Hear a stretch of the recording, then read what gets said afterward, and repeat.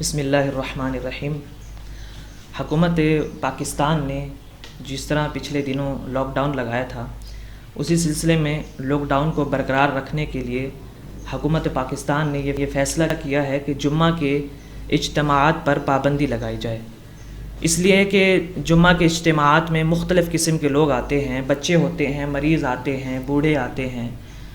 اب اس لیے اس lock down کو برقرار رکھنے کے لیے وقتی طور پر حکومت پاکستان نے جمعہ کے اجتماعات پر پابندی رکھی ہے، یعنی 5 اپریل تک بتایا جا رہا ہے، آج کا جمعہ اور اس سے اگلا جو جمعہ ہے۔ تو اس میں لوگوں کی اس فیصلے پر مختلف لوگوں کے تبصرے ہو رہے ہیں، مختلف آراء لوگ پیش کر رہے ہیں۔ حالانکہ احتیاط کا تقاضا یہ ہے کہ ہمیں اس معاملے میں حکومت پاکستان کا ساتھ دینا چاہیے۔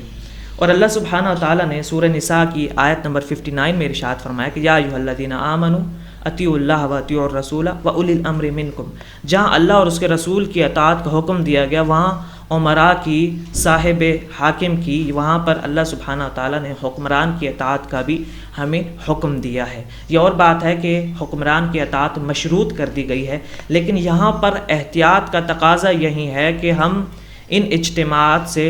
وقتی طور پر دور رہیں۔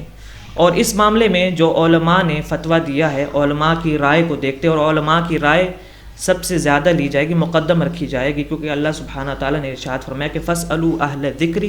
إِن كُنتُمْ لَا تَعْلَمُونَ، کہ اگر تم کسی معاملے میں ناآشنا ہو، نہیں جانتے، تو اس کو اہل ذکر کی طرف لوٹاؤ۔ تو یعنی جو جس بھی فیلڈ میں ماہر ہے اس کو اسی طرف لوٹاؤ، ان سے سوال کرو، علماء سے سوال کرو۔ تو علماء کی رائے یہاں پر یہ ہے کہ ان اجتماعات سے دور رہتے ہوئے گھر کے اندر نماز کا اہتمام کیا جائے، اور گھر کے اندر ظہر کی نماز باجماعت ادا کی جائے۔ گھر والوں کو ایک صف بنا کے، گھر والوں کو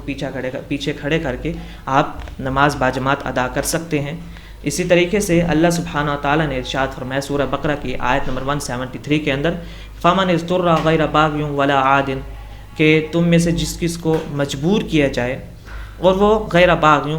وہ بغاوت کرنے والا نہ ہو اور نہ ہی حد سے آگے بڑھنے والا ہو، تو فرمایا فلا اثم علیہ، تو اس پر کوئی گناہ نہیں۔ تو یہاں پر بھی ہماری ایک مجبوری ہے، اسی مجبوری کے تحت یہ ضروری ہے کہ ہم اجتماعات سے دور رہیں۔ اور نبی کریم صلی اللہ علیہ وسلم کی کئی احادیث ہیں کہ آپ صلی اللہ علیہ وسلم کے سامنے ایک گروہ آیا آپ صلی اللہ علیہ وسلم کے پاس بیعت لینے کے لیے، مسند احمد کے اندر حدیث ہے، ان میں ایک جذام کا مریض تھا، تو نبی صلی اللہ علیہ وسلم سے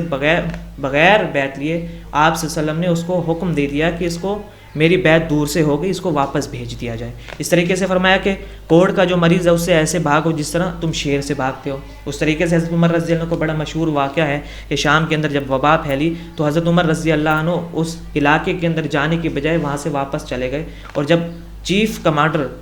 ابو عبیدہ بن جراح رضی اللہ عنہ نے اس بات پر اعتراض کیا کہ امیر المومنین آپ وبا سے بھاگ رہے ہیں، اللہ کی تقدیر سے بھاگ رہے ہیں، تو امیر المومنین حضرت عمر رضی اللہ عنہ نے ارشاد فرمایا کہ ہم اللہ کی تقدیر سے اللہ کی تقدیر کی طرف بھاگ رہے ہیں۔ صحیح بخاری کے اندر پوری یہ حدیث موجود ہے۔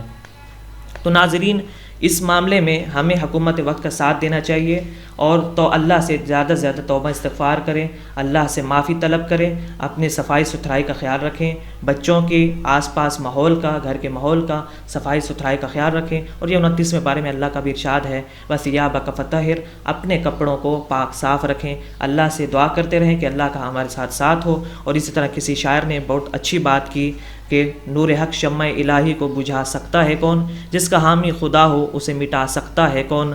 کہ فانوس بن کے جس کی حفاظت ہوا کرے، وہ شمع کیا بجھے جسے روشن خدا کرے۔ وآخر دعوانا ان الحمد للہ رب العالمین۔